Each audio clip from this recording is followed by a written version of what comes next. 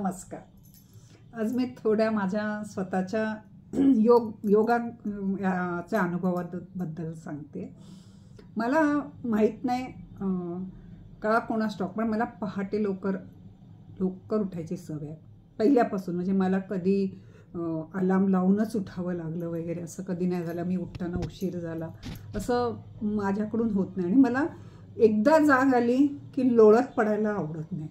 मग माझं अंग इतकं दुखतं की मला त्यापेक्षा उठून काहीतरी केलेलं बरं असं वाटतं. तर त्यामुळे मला लवकर म्हणजे मला सकाळी पहाटे मिळण्यासाठी म्हणजे योग वर्ग मला आवडायचे. मग अंबिका योग कुटीर फक्त रविवारी घेतात. मग सकाळी एरवी काय करायचं, मग स्वामी रामदेव बाबांचे सुरू झाले आणि ते फक्त त्याला बोरिवलीला होते गांजावाल्याला. तर मी गांजावाल्याला जाऊन तिथे जाऊन श्रवण गुप्ता म्हणून माझे गुरु होते, ते मला शिकवायचे, शिक्षक होते, योग शिक्षक, ते शिकवायचे. आणि मग मला त्यांनी स्वतः मग प्रेरित केलं. मी पण स्वतः योग शिक्षिका झाली. आणि मग नंतर दहिसरला त्यांच्याच ओळखीने त्यांनी मला वर्ग वगैरे म्हणजे आम्ही निशुल्क घेतो, त्यामुळे आम्हाला जागाही निशुल्क हवी असते.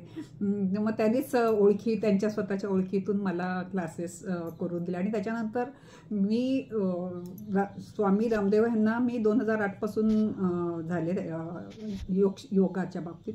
आणि मग नंतर माझे खूप दहिसरमध्येच बरेच क्लासेस झाले. ते क्लासेस झाल्यावर तिथल्याच व्यक्तीला तो क्लास सोडायचा, अशा पद्धतीने बरेच क्लासेस झाले. आणि कोरोनाच्या काळामध्ये तर मग सगळीजणं नेटवर गुगल मीटवर पण योगा करायला लागले. आणि त्यामुळे मला माझ्या संकल्पनेमध्ये योग हा सामुदायिकच करायचा असं अशी ही एक संकल्पना इतकी बसली होती की मी बघायची मी जेव्हा योग करायला जायची गांजावालामध्ये, तिथे एक बाई यायची आणि ती व्यवस्थित योग करायची, पण तिचं ती एकटी करायची, तिचं मॅट घ्यायची, तिचं ती वेगळी करायची आणि निघून जायची. तसंच आम्ही साने गुरुजीत वगैरे असे अनुभव बघितले बऱ्याच बागेमध्ये की खूप जण आपापलं स्वतः करतात. ते कोणाबरोबर सामील होत नाहीत, कोणावर विसंबून पण राहत नाहीत. त्यांचा जो काय त्यांनी ठरवलेला कार्यक्रम असतो तो ते करतात आणि जातात. पुण्याला पण तसंच मी बघते, 2-3 आहेत ते डबल बारवर इतकं सुंदर कसरती करतात की कौतुक वाटतं त्यांचं. ते कोणासाठी विसंबत नाही, स्वतः येतात तिथे डबल बारवर वगैरे व्यवस्थित करतात. एक जण आहे तो दोरी उडी, इतकं सुंदर दोरी उडी मारतो, वेगवेगळ्या प्रकारचे, 1-2 पायाची, 1 पायाची, मागे पुढे लेफ्ट राईट जम्प, काय वेगवेगळ्या प्रकारचे खूप मारतो. आणि काही 2-3 येतात ते नुसतं पळून राऊंड मारणं वगैरे.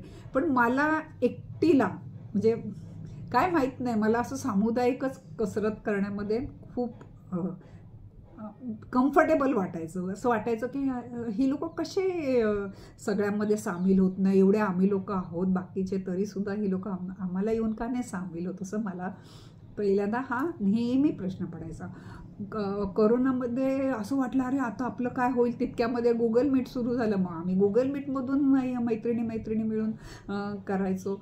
म्हणजे नेहमी कोणीतरी असावं. ही एक योग करताना आपण एकटीने करतायच मला जमणार नाही, माझा रेग्युलर होणारच नाही, मला झोपच येईल, मला कंटाळाच येईल, असं काही ना काही ते जी संकल्पना डोक्यात होती ती पूर्णपणे आता माझी गेली. मी पहिल्यांदा कसं नोकरीला होती, त्यामुळे सकाळी लवकर उठल्यावर पहिल्यांदा डबा बिबा बनवून मग मी योगाला जायची. मग आता काय डब्याची वेळ घाई नाही आहे, मग मी सकाळी लवकर उठते आणि मी एकटी मस्तपैकी योग वगैरे करते. आणि योग सूर्यनमस्कार, कारण इथे मला पुण्याला जे मिळालं आहे तिथे हास्यवर्ग आणि तिथे सगळं सूक्ष्मक्रिया असे करून घेतात. वेगवेगळे उभे राहूनचे छोटी हलके फुलके आसनं नाही म्हणता येणार, हालचाल अशी करून घेतात.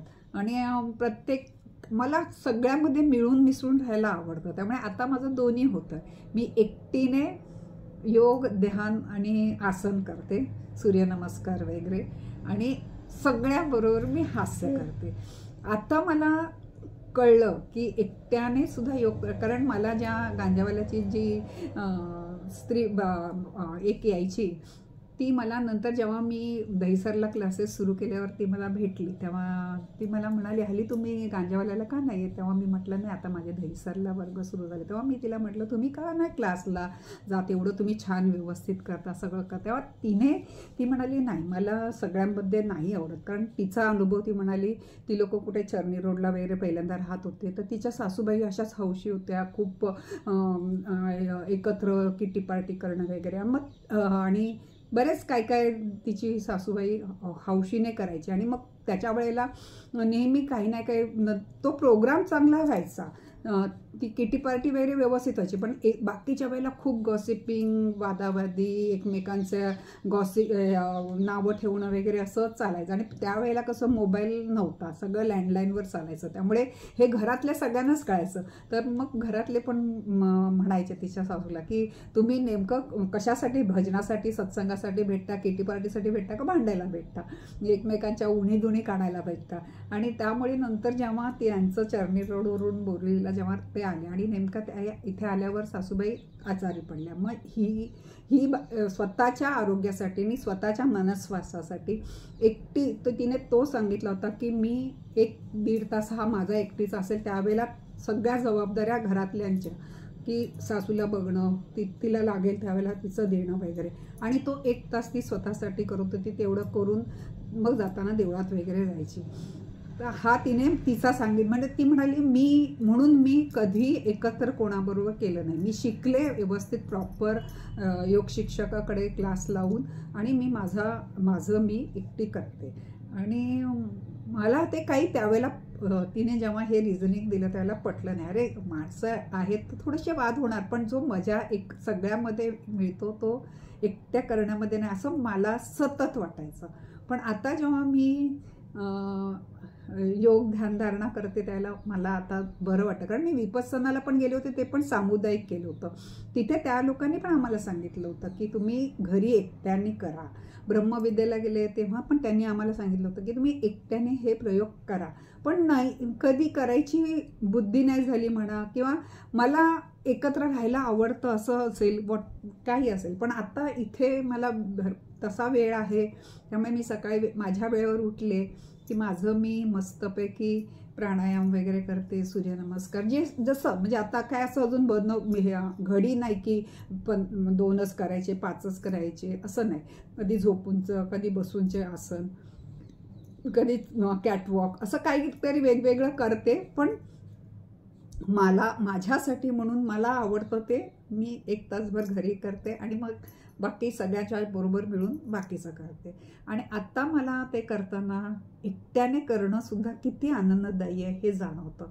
त्यामुळे मी सगळ्यांना मनापासून सांगेन की नाही तुम्हाला सगळ्यांबरोबर बाहेर जाऊन करता येत नसेल, वेळ नसेल, तर जरूर एकट्याने तरी करा, पण करा, काही ना काही स्वतःसाठी करा.